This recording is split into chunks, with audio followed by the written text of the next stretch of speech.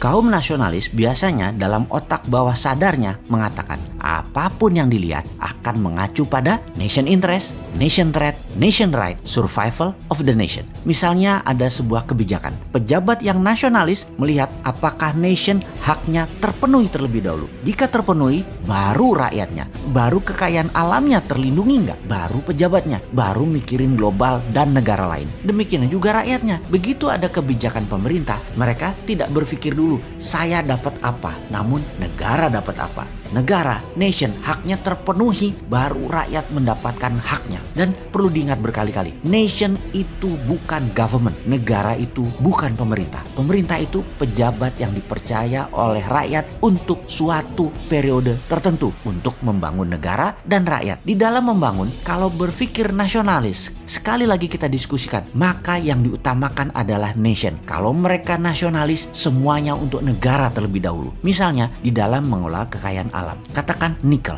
Nikel kita dikeduk. Pertanyaannya, negara dapatnya apa? Rakyat dapatnya apa? Alamnya tetap terjaga atau brutal mining penambangannya sehingga rusak itu alam sisanya? Maka di dalam perjalanan bernegara, kita harus waspada sebagai rakyat. Pejabatnya nasionaliskah atau individualis? Atau melayani suatu kepentingan? Biasanya yang dilayani tentunya yang paling menguntungkan dirinya. Kalau melayani rakyat, pasti rakyat diuntungkan. Itu seharusnya. Tetapi apakah pejabat negara seperti itu? Sebentar, bagaimana kalau kita ke negara tetangga kecil kita di wilayah selatan Pasifik? Hanya sebagai contoh. Tujuannya apa? Tujuannya adalah kita ingin samakan persepsi kita, wahai kaum nasionalis New Mind. Kita pasti semua setuju. Salah satu kewajiban pengelolaan ESDM adalah sustainable sumber daya alam. Bukan eksploitasi secepat-cepatnya seperti sekarang. Bukan juga digadaikan seperti sekarang dan diambil uangnya sekarang, tetapi dikelola dengan bijak agar bisa dipakai seoptimum mungkin, sepanjang mungkin dengan keuntungan terbaik. Warisan ke anak cucu kita dan pastikan 1000 tahun lagi negara Indonesia masih ada beserta kekayaan alamnya. Sekarang kita mengambil sebuah pelajaran mengelola sumber daya alam dan sampailah kita ke Nauru. Saya waktu itu ke Nauru, sebuah negara kecil di sisi timur laut wilayah Indonesia. Negara ini ada lucunya. Pesawat terbang kalau mendarat itu jalanan highway-nya, mobil-mobil pada minggir dulu, jadi sangat terbatas sarananya. Runway-nya di-share buat jalanan umum. Negara ini dulu negara kaya, menghasilkan fosfat, pupuk P2O5 dari bahan guanobet dan bahan alam berlimpah tambang lainnya. Kaya sekali negara ini kala zaman keemasan fosfat. Bahkan mau naik pesawat terbang warganya gratis kemana-mana ke seluruh dunia. Semua berkelimpahan sampai suatu hari cadangannya tidak ekonomis lagi untuk ditambang dan bangkrut P2O5 tambang fosfatnya. Devisa negara dari tambang fosfat menjadi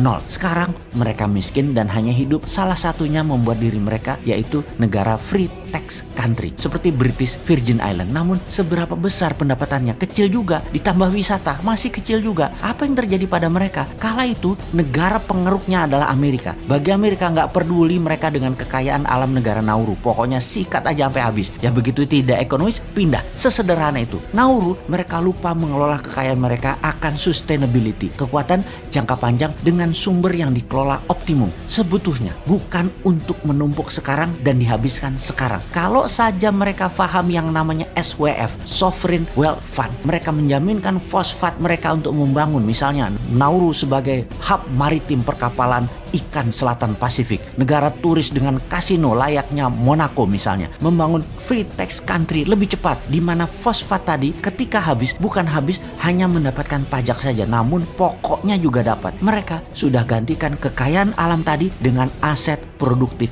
lainnya. Bukan hanya dapat uang kecil dari pajak buat biaya konsumtif seperti negara tetangga lakukan saat ini ketika anggaran belanja negaranya minus. Kembali ke pengalaman Nauru, begini melihatnya. Kalau menggunakan SWF yang benar ala MMT, maka kekayaan alam 100% punya negara. Kalau ditambang kayak sekarang, beda manajemennya karena kekayaan alamnya jadi milik perusahaan asing, negara hanya dapat pajak. Disinilah bedanya SWF MMT versi kita. Sekali lagi, kalau SWF MMT versi kita 100% kekayaan alamnya punya negara, bukan punya perusahaan, dan negara bukan hanya dapat pajak tapi dapat kekayaan alamnya plus pajaknya. Jadi kalau kita melihat kebijakan Nauru 20 tahun yang lalu jadi miskin karena alamnya dijual ke asing dan negaranya hanya dapat pajak, maka jangan sampai kebijakan sekarang di Indonesia seperti Nauru. Satu, pejabat pejabatnya nggak pinter. 2, rakyatnya nggak ngeh juga kekayaan alam disedot ala Nauru. Karena itu kita bunyi teriak-teriak SWF, SWF ala MMT. Selamatkan sumber daya alam agar semua itu untuk kepentingan negara dan rakyat. Kalau nggak kedengeran nih teriaknya, ya mudah-mudahan kita doakan kaum New Mind cepet-cepet dapat posisi. Amin.